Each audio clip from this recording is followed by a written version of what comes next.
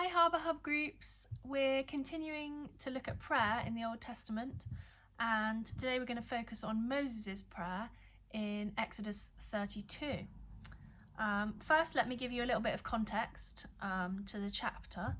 So 40 days earlier, the people of Israel had seen Moses climb to the peak of Mount Sinai, where the glory of God was alight like a consuming fire. This is where Moses had received from God the 10 Commandments, and Israel had agreed to keep a covenant with God. In Exodus 24 verse 3 it says, Moses came and told the people all the words of the Lord and all the rules, and all the people answered with one voice and said, all the words that the Lord has spoken we will do. So in chapter 32 we will read that Moses is about to return to the Israelites from Mount Sinai. Before I read the chapter, I just ask you to consider two things. Firstly, consider how God is faithful. And secondly, consider whether the Israelites are faithful to their God and the covenant they've just made. So let's read Exodus 32. When people saw that Moses delayed to come down from the mountain, the people gathered themselves together to Aaron and said to him, Up, make us gods who shall go before us. As for this Moses, the man who brought us up out of the land of Egypt, we do not know what has become of him. So Aaron said to them, Take off the rings of gold that are in the ears of your wives, your sons, and your daughters, and bring them to me. So all the people took off the rings of gold that were in their ears and brought them to Aaron. And he received the gold from their hand and fashioned it with a graving tool and made a golden calf. And they said, Are these your gods, O Israel, who brought you up out of the land of Egypt? When Aaron saw this, he built an altar before it, and Aaron made a proclamation and said, Tomorrow shall be a feast to the Lord. And they rose up early the next day and offered burnt offerings and brought peace offerings. And the people sat down to eat and drink and rose up to play. And the Lord said to Moses, Go down, for your people, whom you brought up out of the land of Egypt, have corrupted themselves. They have turned aside quickly out of the way that I commanded them. They have made for themselves a golden calf, and have worshipped it and sacrificed it, and said, These are your gods, O Israel, who brought you up out of the land of Egypt.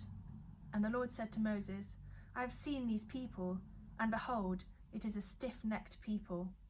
Now therefore, let me alone, that in my wrath may burn hot against them, and I may consume them, in order that I may make a great nation of you.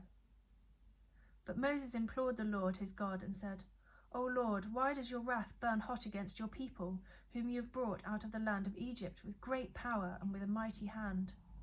Why should the Egyptians say, With evil intent did he bring them out, to kill them in the mountains and consume them from the face of the earth? Turn from your burning anger and relent from this disaster against your people.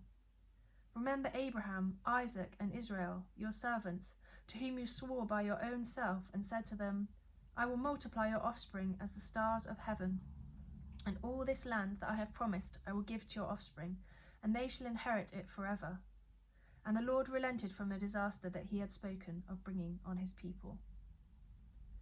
Then Moses turned and went down from the mountain with the 2 tablets of the testimony in his hand, tablets that were written on both sides, on the front and on the back they were written. The tablets were the work of God, and the writing was the writing of God engraved on the tablets. When Joshua heard the noise of the people as they shouted, he said to Moses, There is a noise of war in the camp. But he said, It is not the sound of shouting for victory, or the sound of the cry of defeat, but the sound of singing I hear. And as soon as he came near the camp and saw the calf and the dancing, Moses' anger burned hot, and he threw the tablets out of his hands and broke them at the foot of the mountain. He took the calf that they had made and burned it with fire and ground it into a powder and scattered it on the water and made the people of Israel drink it. And Moses said to Aaron, What did this people do to you that you have brought such a great sin upon them? And Aaron said, Let not the anger of my Lord burn hot. You know the people, that they are set on evil, for they said to me, Make us gods who shall go before us. As for Moses, the man who brought us out of the land of Egypt, we do not know what has become of him. So I said to them, Let any who have gold take it off. So they gave it to me, and I threw it into the fire, and out came this calf. And when Moses saw that the people had broken loose, for Aaron had let them break loose to the derision of their enemies, then Moses stood in the gate of the camp and said, Who is on the Lord's side? Come to me. And all the sons of Levi gathered around him, and he said to them, Thus says the Lord God of Israel, Put your sword on your side, each of you, and go to and fro from gate to gate throughout the camp, and each of you kill his brother and his companion and his neighbour. And the sons of Levi did according to the words of Moses. And that day about 3,000 men of the people fell. And Moses said, Today you have been ordained for the service of the Lord, each one at the cost of his son and of his brother, so that he might bestow a blessing upon you this day. The next day Moses said to his people, You have sinned a great sin, and now I will go up to the Lord. Perhaps I can make atonement for your sin. So Moses returned to the Lord and said, Alas, this people has sinned a great sin. They have made for themselves gods of gold. But now, if you will forgive their sin, but if not, please blot me out of your book that you have written. But the Lord said to Moses, Whoever has sinned against me, I will blot out of my book. But now go, lead the people to the place about which I have spoken to you. Behold, my angel shall go before you. Nevertheless, in the day when I visit, I will visit their sin upon them. Then the Lord sent a plague on the people because they made the calf, the one that Aaron made. So what kind of first strikes me about this story is how fragile and fickle the Israelites are. So quickly they turn from God and look to a new idol. Not only this, but swayed by only a few people, Aaron really quickly leads the people in offering their gold up to make their new god figure, the golden calf. I wonder in our groups how many times we've been swayed by the opinion of others to follow them without consideration of God. And I also wonder about moments of doubt in our own lives, like the Israelites doubting the return of Moses. What idols do we erect as soon as doubt enters our mind? And how quickly and thoughtlessly does this happen? How can we set up boundaries to protect ourselves from the idols of our current culture? Things like the idea of fame, status, money, or visual appearance. These can all be idols, just to name a few. And sometimes it's not even others who lead us astray, but it's our own desires, especially when we feel we've been waiting for something for a long time and we just want to put a plan in action without considering God's plan for our lives. Secondly, let's talk about what we can learn about God's character from this chapter. And it did seem quite challenging to me to read about God's anger towards the Israelites. And at first I thought it was quite surprising to see how Moses implored the Lord into changing his mind.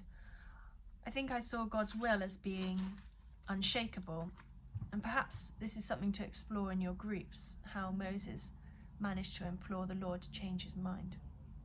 However, what it does show is how Moses acts as a mediator between the Israelites and God.